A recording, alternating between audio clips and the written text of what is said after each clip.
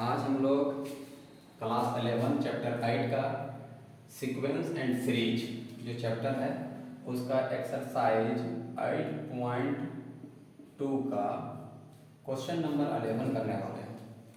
Question number जो 11 है उसमें summation of k equal to 1 से लेकर 11 तक का इसका क्या करना है, सम करना है। तो सबसे पहले हम इसको क्या करते हैं, पहले फैक्टराइज करते हैं, k का वैल्यू को पुट करते चले जाएंगे और इस पे रख के हम लोग एक वैल्यू को निकाल लेते हैं। जैसे इस तरह दिया हुआ है k इक्वल टू 1 से लेकर 11 तक और यहाँ दिया हुआ है 2 + 3 पर पावर k। तो पुट करते चले जाएंगे। कैसे? अगर इस k का वैल्यू को यहाँ 1 पुट करेंगे तो हो जाएगा 2 + 3 पर पावर 1, फिर जब k का वैल्यू किस में पुट करेंगे तो हो जाएगा 2 + 3 पर पावर 2। फिर उसी तरह अगला पुट करेंगे तो हो जाएगा 2 + 3 पर पावर 3। और इस तरह से हमको पुट करना है कहाँ तक, तो 2 + 3 पर पावर k का वैल्यू 11 तक। अब हम लोग यहाँ से क्या कर लेते हैं, 2 को एक जगह कर लेते हैं, 2 + 2 + 2। इस तरह से हम लोग जानते हैं 11 टाइम्स तक ही पुट होगा, उसके बाद मिलेगा, उसके बाद फिर प्लस होगा 3 पर पावर 1, 3 पर पावर 2, 3 पर पावर 3। हम लोग ऐसा कब तक मिलेगा, तो 11 तक मिलेगा। यहाँ अब लोग जानते हैं कि 2 11 टाइम्स करना, यानी कि 11 × 2 हो जाएगा। लेकिन ये जो है वो एक जीपी में है। अब जीपी में है तो हम लोग जानते हैं जीपी में है, जैसे 3 पर पावर 1, 3 पर पावर 2, 3 पर पावर 3, तो फर्स्ट टर्म तो जान रहे हैं a मिल जाएगा और जब इसको इससे डिवाइड देंगे तो हम लोग को r मिल जाएगा। 3 पर पावर 2 डिवाइड बाई 3 काटने से हमको क्या मिलेगा, 3। तो हम इसका अगर सम निकालते हैं तो सम निकालने का जो फॉर्मूला होता है a × r पर power n - 1 divide by r - 1।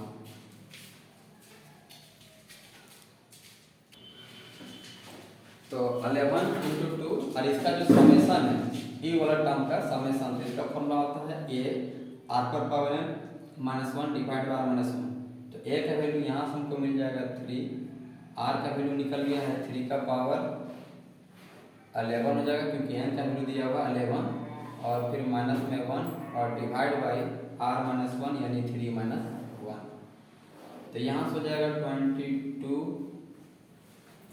+ 3 × 3 पर पावर 11 - 1 डिवाइड बाई 2, यानी इसका फाइनल आंसर हो जाएगा 22 + 3/2 × 3 का पावर 11 - 1। क्वेश्चन नंबर 12 है the sum of first 3 term. तो फर्स्ट 3 टर्म मतलब कि हमको 3 टर्म का दिया हुआ है किसी जीपी का वैल्यू। तो सम ऑफ फर्स्ट 3 टर्म का वैल्यू दिया हुआ है। तो किसी भी जीपी अगर कोई जीपी अगर होता है तो सीधी सी बात है वो फर्स्ट, सेकेंड, थर्ड इस तरह से nth टर्म तक जाता है। तो हम लोग अगर यहाँ पे लिख दें 3rd term, 4th term, 5th term, ऐसे 5, 6 इस तरह से बढ़ रहा है। तो ये शुरू का 3 टर्म को हम लोग रिप्रेजेंट करते हैं S3 से। एंड देयर प्रोडक्ट, फिर एंड देयर प्रोडक्ट दिया हुआ है 1, यानी इसको मल्टीप्लाई करने से मिलेगा 1। Find the common ratio and their terms, और हम लोग को कॉमन रेशियो भी निकालना है, मतलब टर्म भी निकालना है। तो हम लोग मात्र भी 3 टर्म मानेंगे जीपी का। कैसे? इस तरह से लेट 3 टर्म ऑफ जीपी। तो जीपी का 3 टर्म लेने का तरीका होता है कि a/r, a और फिर ar, क्योंकि यहाँ पे कॉमन रेशियो हम लोग को r मिल जाएगा, क्योंकि यहाँ हम डिवाइड देंगे a ऊपर है डिवाइड बाय a/r। तो सीधी सी बात है भाई, फर्स्ट, सेकेंड, थर्ड, फोर्थ चला जाएगा, a r ऊपर और a नीचे, a कटेगा, r मिल जाएगा कॉमन रेशियो। इसीलिए लेट करने की तरीका होता है, जब 3 टर्म को लेना होगा तो a/r लेते हैं, a लेते हैं और ar लेते हैं। हम इन तीनों का सम दिया हुआ है, तीनों का प्रोडक्ट भी दिया है -1। अगर हम तीनों का पहले प्रोडक्ट ही निकाल लेते हैं, तीनों का प्रोडक्ट निकालने का मतलब a/r × a × ar, तो दिया है 1। यहाँ से जान रहे हैं r से r कटेगा, 1 2 3, a का पावर हो गया 3 = 1, यानी हम लोग को यहाँ से मिलेगा a का वैल्यू 1। जब ए का वैल्यू 1 मिल गया है तो हम लोग को मालूम है कि थ्री टर्म का सम जो बोला गया है, 3 टर्म का सम मतलब इन्हीं तीनों टर्म का अगर ऐड कर दें तो मिलेगा कितना 39/10। 39/10। अब हम लोग क्या कर लेते हैं, यहाँ वैल्यू पुट कर देते हैं ए का, तो ए का वैल्यू पुट करेंगे तो बन जाएगा 1/r plus 1 plus 1 into are यानी केवल आर इक्वल टू 39/10। सबसे अगर एलसीएम ले लेते हैं तो एलसीएम लेंगे तो यहाँ हो जाएगा आर, ऊपर में हो जाएगा 1 प्लस आर प्लस 1 सॉरी हाँ यहाँ 1 का टेबल मान आर हो जाएगा आर का स्क्वायर इक्वल टू इधर हो जाएगा 39/10। ये आर क्रॉस मल्टीप्लाई करेंगे तो क्रॉस मल्टीप्लाई करने से हम लोग को मिलेगा 10 तो हो जाएगा 10r², फिर मिलेगा 10r और फिर 10 × 10 इक्वल टू इधर मल्टीप्लाई होगा तो 39r। अब हम लोग यहाँ से ये कर लेते हैं कि इस 39 को इधर ले आएंगे तो बन जाएगा 10r² प्लस 10r माइनस में 39r प्लस में 10 इक्वल टू 0। अब हम लोग यहाँ से सब्ट्रैक्ट कर लेते हैं दोनों को तो मिलेगा माइनस में 29r प्लस में 10 इक्वल टू 0। अभी अपना आप में क्वाड्रेटिक इक्वेशन हो गया इन टर्म ऑफ r। अब हम लोग क्या करते थे, इसको फैक्टराइज करते हैं 29 को, तो तोड़े थे हम लोग 10 × 10 100 को ऐसे तोड़ना है जिससे हम 29 मिले। तो आया था कितना आया था, तो 25 और 4 आएगा है ना। इसको लिख सकते हैं हम लोग 10r² माइनस में 20 माइनस में 4r और माइनस में 25r प्लस 10 इक्वल टू 0। इन दोनों से कॉमन हो जाएगा 2 कॉमन हो जाएगा और r, तो यहाँ से हो जाएगा 5r माइनस 2। इन दोनों से कॉमन हो जाएगा माइनस में 5, तो यहाँ से हो जाएगा 5r और माइनस में हो जाएगा 10 इक्वल टू 0। फिर हम लोग यहाँ से r का वैल्यू निकालेंगे, एक निकलेगा r माइनस 2 और एक निकलेगा 2r माइनस 5 इक्वल टू 0। उसमें 5 कॉमन किए, हाँ यहाँ से माइनस भी कॉमन किया ना, इसीलिए ये माइनस तो ना होगा। अच्छा हाँ यहाँ 2 होगा, यहाँ तो 2 होगा, तभी तो इन दोनों को कॉमन किया बाहर और ये बाहर वाला अंदर लिया। अब यहाँ से हमें 2 वैल्यू मिल जाएगा, r का 2 वैल्यू मिल जाएगा। एक यहाँ से मिलेगा 5r माइनस 2 इक्वल टू 0 और एक यहाँ से मिलेगा 2r माइनस 5 इक्वल टू 0। यहाँ से मिलेगा 5r इक्वल टू 2 और r इक्वल टू 2/5 और यहाँ से मिलेगा r बराबर 5 तो r बराबर 5/2। तो ये 2 वैल्यू मिला हम लोग को r का, यानी 2 सीरीज बनेगा जीपी, दो जीपी बनेगा।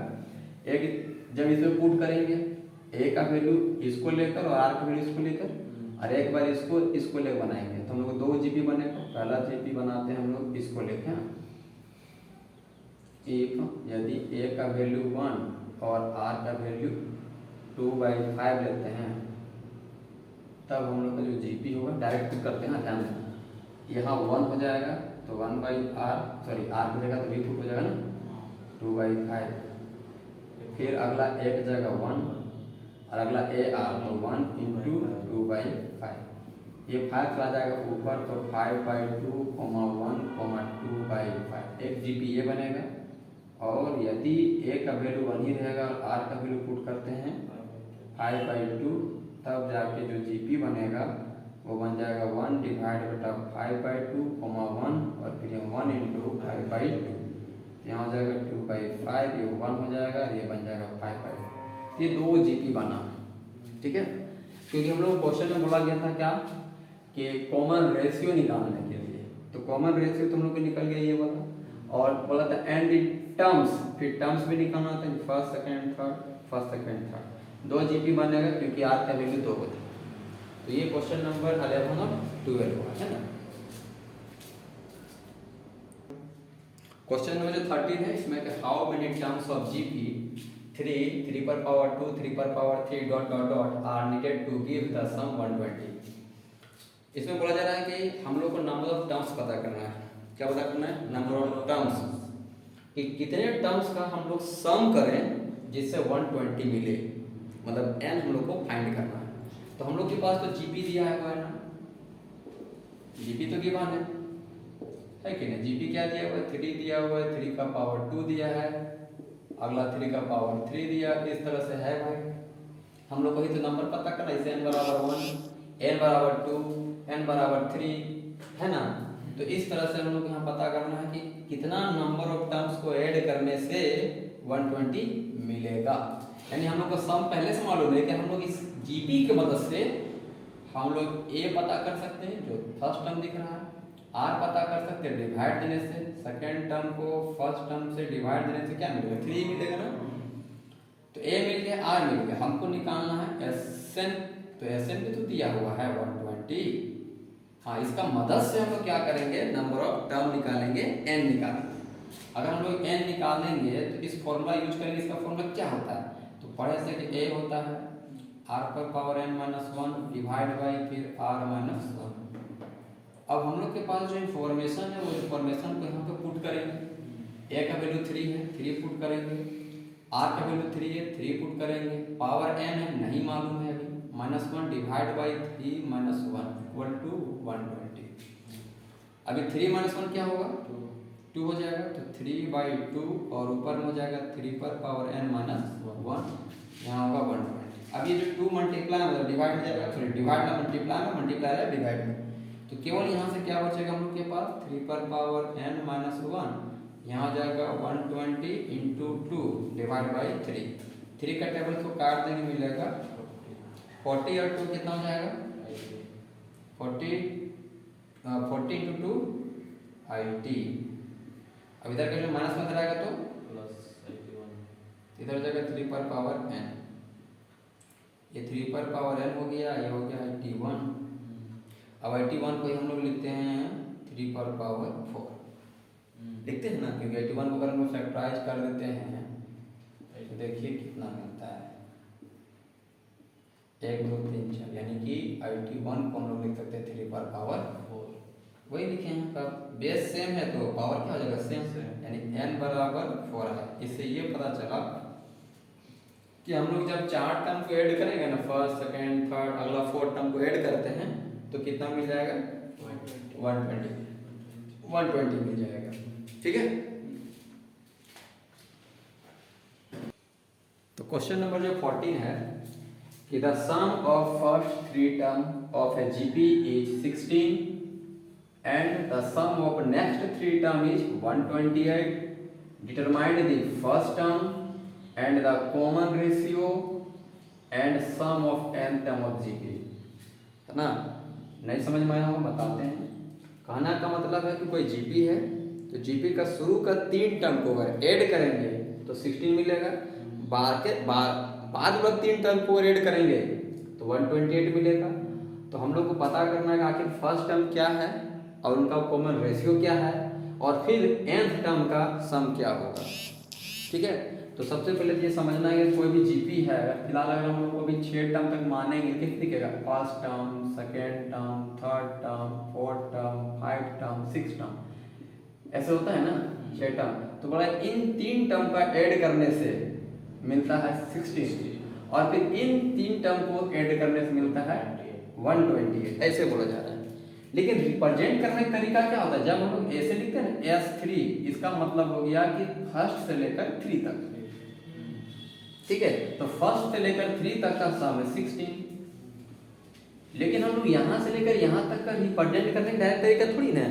हम लोग ऐसे अगर S6 लिख देंगे तो गलत हो जाएगा, क्योंकि S6 का मतलब होता है फर्स्ट 6 टर्म। हम लोग के पास तो फर्स्ट 6 टर्म नहीं है, ये तो फर्स्ट 6 टर्म नहीं है, मतलब ये तो फर्स्ट 6 टर्म और हम लोग को जो वैल्यू दिया हुआ 3 मतलब बाद। हाँ, समझो कि 3 टर्म के बाद वाला 3 टर्म। तो हम लोग कैसे रिप्रेजेंट करेंगे, ध्यान देना। अभी तो फिलहाल हम लोग S3 बराबर लिखे हैं 16 ना, तो लोग देखो ध्यान देना, इसको लिख सकते हैं हम लोग S3 और यहाँ पूरा, अगर हम लोग पूरा लिखना चाहेंगे तो क्या लिख सकते हैं S6। तो अगर S6 में x3 घटा देंगे 11 बन जाएगा। तो नेक्स्ट 3 टर्म को, है ना, sum of next 3 term, sum of next 3 term को रिप्रेजेंट करने का तरीका होगा 6 में 3 घटा देंगे, तब का वैल्यू दिया होगा वो 128। ठीक है, अब S3 का वैल्यू हमको मालूम है, हम पुट कर देंगे। तो यहाँ हो जाएगा 16, तो हमको यहाँ उसको उधर भेज देंगे तो S8 निकल जाएगा। और S8 का मतलब ये हो गया अब कि एकदम यहाँ से लेकर यहाँ तक का सम कितना दे रहा है वो पता चल गया, कितना दे रहा है। ऐड करेंगे तो 6 8 14 का 4 हाथ में 144 आ रहा है, यानी कि टोटल 6 टर्म का सम करने से कितना मिला 126 टोटल, यहाँ से लेकर यहाँ तक।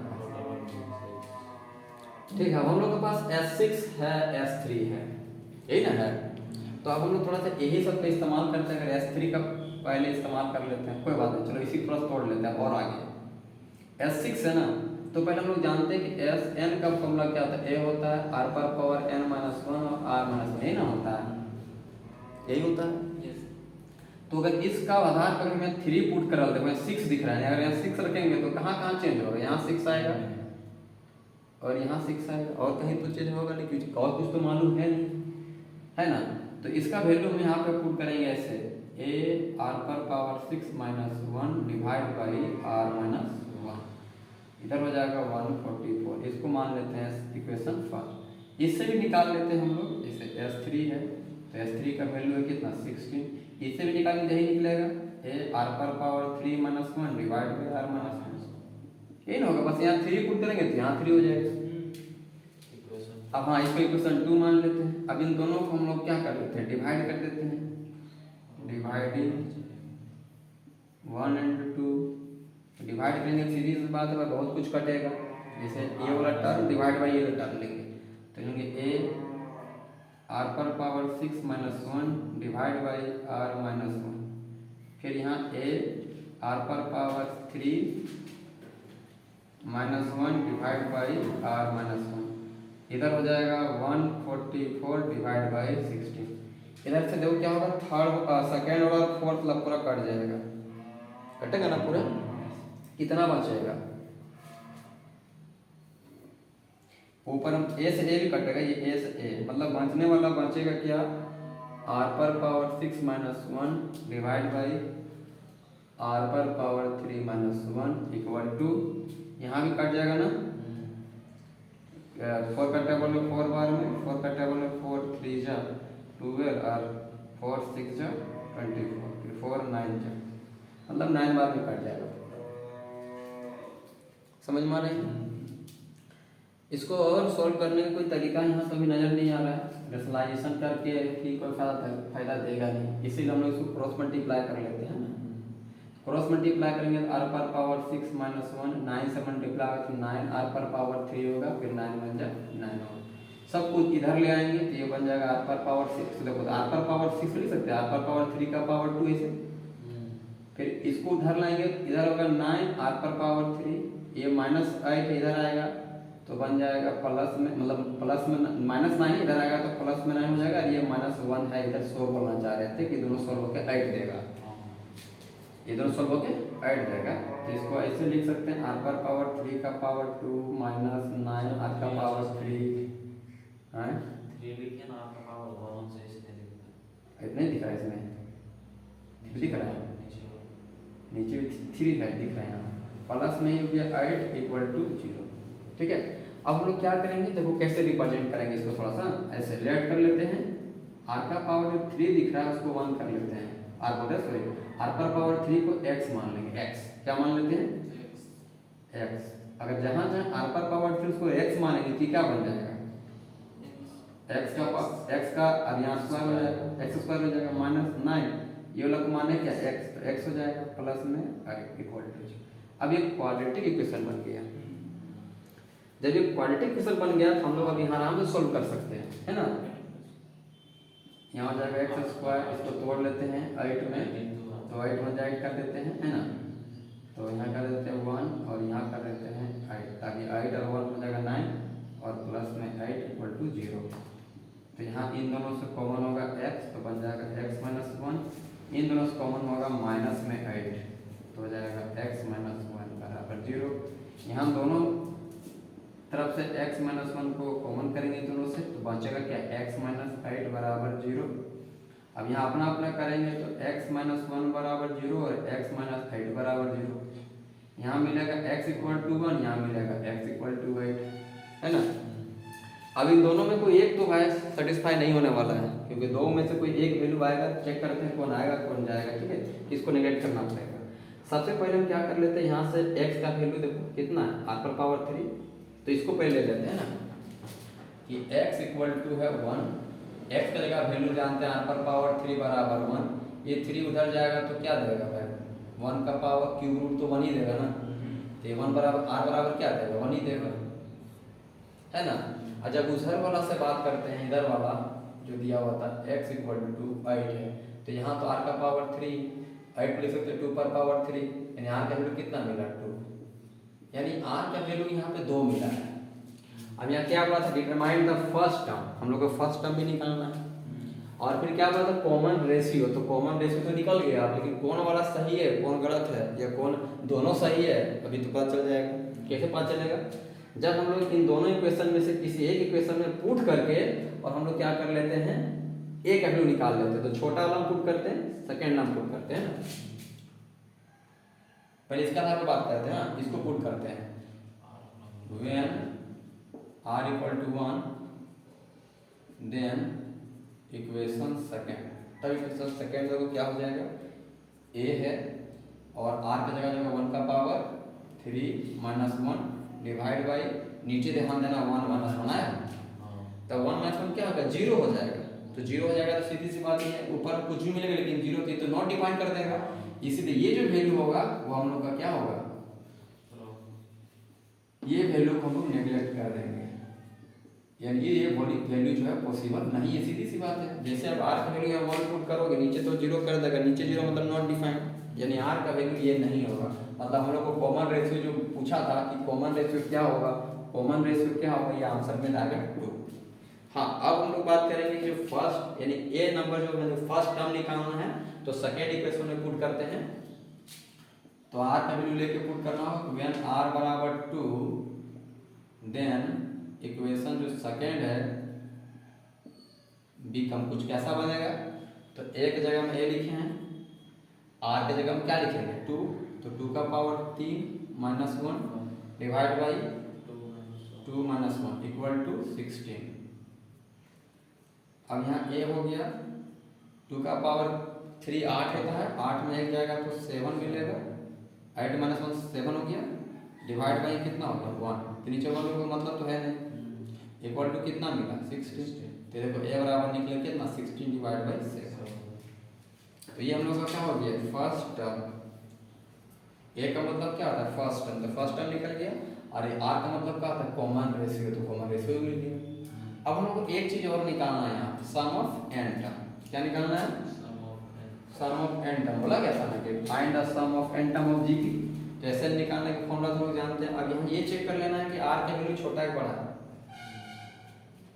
r तो 1 से तो बड़ा है ना, तो 1 से बड़ा तो इस फॉर्मूला यूज करेंगे, a r पर power n minus 1 divide by r minus 1, ठीक है। अब पुट करते हैं जो जो मालूम है, जैसे a का वैल्यू मालूम है 16/7, तो यहाँ पुट करेंगे 16/7, ऊपर हो जाएगा r का पावर यहाँ 2, तो 2 का पावर n माइनस 1, और नीचे क्या हो जाएगा r की जगह में 2 माइनस 1, ये तो खत्म हो गया, क्योंकि 2 माइनस 1 क्या देगा 1 देगा, तो 16/7 आएगा। ये तो नीचे 1 हो गया, खत्म हो गया, केवल मिलेगा 2 पर पावर n माइनस 1। तो ये हो गया हम लोग का आंसर, कौन सा सम ऑफ n टर्म का। तो टोटल हम लोग यहाँ 3 चीज मतलब 3 आंसर मिला, एक फर्स्ट टर्म, एक कॉमन रेशियो और एक n टर्म। ये हम लोग को 3 चीज यहाँ निकालने के लिए बोला गया था। तो क्वेश्चन नंबर जो 15 है, इसमें भी एक गिवन और जीपी है ना, एक जीपी का कुछ कुछ दिया हुआ, जैसे कि a का वैल्यू दे दिया है, कितना दिया है a का वैल्यू है ना। तो ए का वैल्यू दिया हुआ है 729। उसके बाद seventh term is 64। Seventh term कैसे लिखते हैं? A7, सबको मालूम होना चाहिए। A7 लिखते हैं, तो इसका वैल्यू दिया हुआ है 64। और A7 को लिखने का तरीका मालूम क्या होता है? ऐसे A⁴ 6 यही होता है ना, लिखने का इसका तरीका यही होता है। और क्या दिखाना है? S determine S7। S7 का मतलब सम ऑफ 7 टर्म, ये निकालना है। सम ऑफ 7 टर्म का निकालना है। तो कोई दिक्कत नहीं, हम लोग देखो यहीं से स्टार्ट करने वाले हैं ना। S7 निकालना है, इधर साइड में लिख देते हैं। A का वैल्यू दिया हुआ है, कितना दिया हुआ है? 729। हाँ, तो 729 और r⁴ 6 इक्वल टू 64। ये मल्टीप्लाई और डिवाइड में जाएगा, तो r⁴ 6 equal to 64 divide by 729 आएगा ना। अब इसमें थोड़ा ध्यान दो, ये जो 64 है, एक तो इधर आपका पावर 6 है ना, तो हमको इसका पावर 6 बनाएंगे, तो इसका पावर 6 बनेगा। हम लोग 2 का पावर 6 बन जाएगा, नहीं बनेगा? देख लो, 1 2 3 4 5 लिखना है, कहीं गलत किए का? 34 का 32, 32 का 16, 16 का 8, 8 का 4 ना होगा सर। हाँ वही तो लग रहा है, गलती हो गया ऐसे। तो 1 2 3 4 5 6 हो गया, मतलब इसके जगह तो हम लिख सकते हैं 2 का पावर 6। इसको कितना का पावर 6 लिखोगे, है ना? तो थोड़ा देख लेते हैं, ये हम लोग का 3 का होगा। 3 का टेबल उठेगा ये, 3 2 जा 6 1, 3 4 जा 12 और 3 3 जा 9, 3 5 जा, हम लोग का 3 का ही है ना। 3 का। हाँ 3 का ही है। कितना है? 1 2 3 4 5 6, ये भी निकला 3 का पावर 6। इन दोनों को बदले लिख सकते हैं हम लोग 2/3 का पावर 6। इधर क्या होगा? r⁴ 6, यानी यहाँ से क्लियर हो गया यार कि r का वैल्यू क्या होगा? 2/3 होगा। अगर इसको डिवाइड दे तो कितना दे देगा 3 का वैल्यू? 3 6 जा 18, 3 6 जा मतलब 0.6 आ रहा है। कितना आएगा? 0.666 आते रहेगा, यानी कि सीधी सी बात है, ये अपने आप में 1 से छोटा है। क्या है? 1 से छोटा है। तो हम लोग जब इसका S7 निकालेंगे, क्या निकालेंगे? S7, क्योंकि हम लोग के पास R का वैल्यू भी मिल गया, A का वैल्यू दिया हुआ है, और इससे ये मदद मिल रहा है कि M भी क्या? M7 तक हमको ऐड करना है, क्योंकि नीचे दिखा ना SN, तो SN मतलब N7, तो 7 तक अगर ऐड करना है तो कैसे करेंगे? तो SN का फॉर्मूला होता है A1 minus r⁴n divide by 1 minus r। Clear यहाँ तक? अब जो इन्फॉर्मेशन हम लोग के पास है, वो इन्फॉर्मेशन को यहाँ पे क्या कर देते हैं? पुट करते हैं। तो हमको निकालना है क्या? S7, यहाँ हो जाएगा A का वैल्यू कितना? 729, 1 माइनस, और R का वैल्यू 2/3 है, तो यहाँ हो जाएगा 2/3 का पावर 7 है ना, 7 हो जाएगा ना। और नीचे क्या हो जाएगा? 1 माइनस 2/3। तो ऊपर हो गया 729, यहाँ हो गया 1 माइनस, अब ध्यान देना फिर से वही बात हो गया, 2 का पावर 7 बोल रहा है, तो लिख सकते हैं ना कि 2 का पावर 6 तक तो मालूम था 64 होता है, तो एक बार और 2 से मल्टीप्लाई करेंगे, कितना हो जाएगा? 128 नहीं होगा? 128 आएगा, डिवाइड बाई 3 का पावर 7, तो 6 बार तो मालूम है ना कितना था, एक बार और मल्टीप्लाई कर देते हैं, कितना मिला? 2187, और नीचे क्या हो जाएगा? डिवाइड लेगा यहाँ भी हो जाएगा 3 माइनस 1, नहीं सॉरी 3 माइनस 2 डिवाइड बाई 3 है ना, वैसे नीचे का। अब यहाँ हो गया 729, और यहाँ से एलसीएम लेंगे तो यहाँ मिलेगा 2187, ये यहाँ पहुँच जाएगा 2187 माइनस 128, और डिवाइड बाई 1/3। अब इन दोनों को सब्ट्रैक्ट करने से कितना मिलेगा, कितना कितना वो 21 87 माइनस 128 2059 कितना मिलेगा 2059 2059 डिवाइड बाई 2187 है। हम लोग जानते हैं ये जो दिख रहा है आपका 1/3, ये 3 कहाँ जाएगा, सबसे ऊपर चला जाएगा। ठीक है, अब जब सबसे ऊपर चला जाएगा तो 3 का टेबल में कटेगा कितना बार में, 729 बार में, और ये 729 से कट जाएगा और आंसर हमको कितना मिलेगा 2059। ये हो गया कि हम लोग का S7, ये S7 का आंसर आया। हम लोग को क्या क्या निकालने के लिए बोला गया था, ये तो निकालने के लिए बोला गया था ना S7।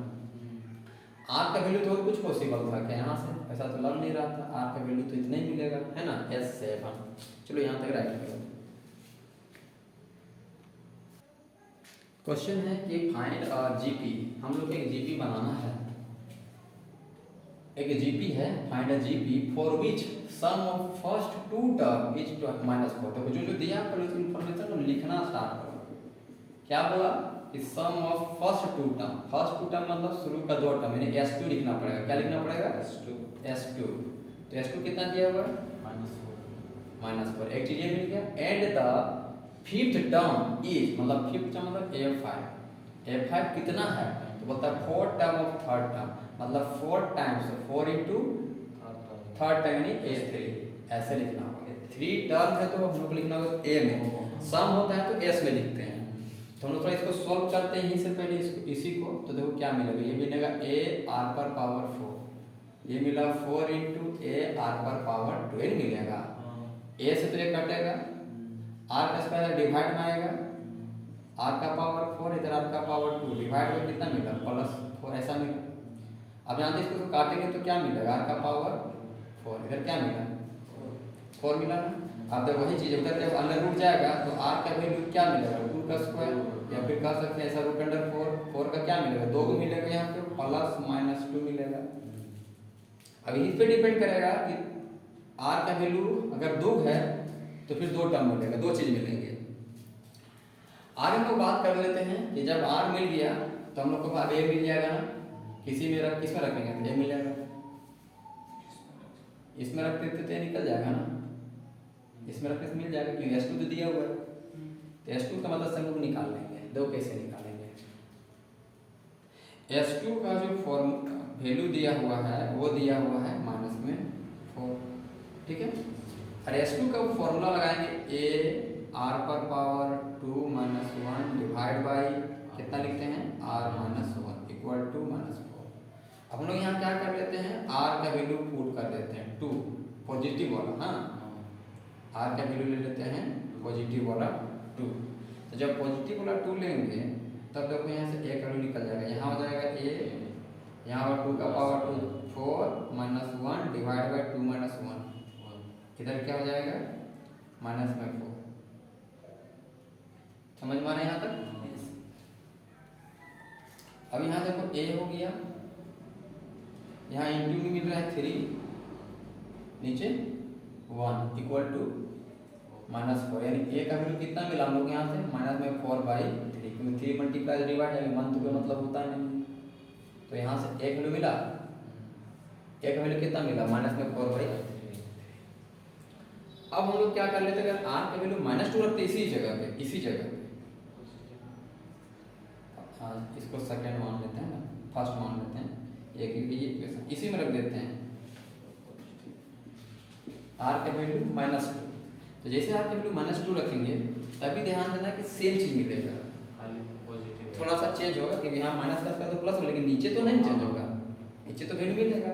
तो क्या हो जाएगा इक्वेशन 1 में कि a आ जाएगा, यहाँ पे -2 का स्क्वायर हो जाएगा, फिर -1 होगा डिवाइड बाई -2 -1 इक्वल टू -4 है, इधर -4 है ना,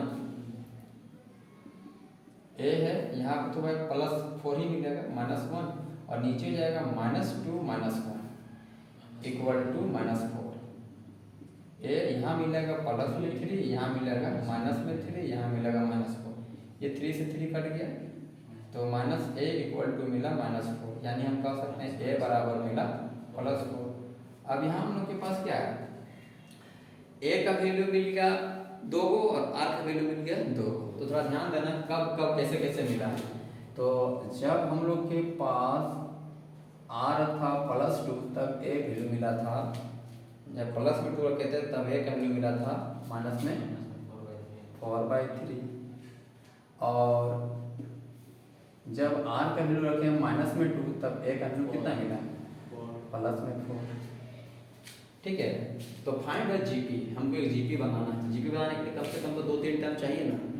तो फर्स्ट टर्म तो आ गया, यहाँ जीपी भी 2 को बनेगा, जीपी भी 2 को बनेगा। अगर हम एक जीपी बनाते हैं, ध्यान देना, जीपी बनाने का तरीका क्या आता है, फर्स्ट टर्म होता है, दूसरा क्या होता है, सेकेंड टर्म होता है, फिर तीसरा ये टर्म होता है, इस तरह बढ़ता है। तो अगर हम इस इंफॉर्मेशन का आधार पे पुट करेंगे तो जीपी क्या क्या बनेगा, एक जगह आएगा -4/3, यहाँ हो जाएगा -4/3 इंटू 2, -4/3 इंटू 2 का स्क्वायर, इस तरह बनेगा ना। तो एक जीपी बनेगा हम लोग को ये वाला, 2 का स्क्वायर 4, 4 चौके 16, -16/3, ये वाला बना एक जीपी। एक जीपी और हम लोग का बनेगा ए आर स्क्वायर।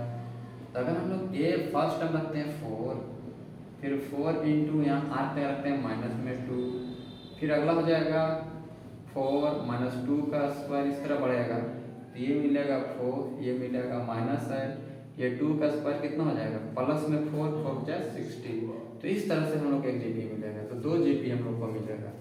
ठीक है, और ये कब का है, ध्यान देना, ये कब का है, ये इंफॉर्मेशन वाला है ना, ये वाला इस इंफॉर्मेशन का है ना। तो ध्यान देना, एक बार नीचे है ना आप लिख लेना, व्हेन r बराबर 2 एंड a बराबर -4 देन जीपी बराबर ये। इसको लिखने से पहले लिख लेना व्हेन r बराबर -2 एंड a बराबर 4 then GP equal to this. ठीक है।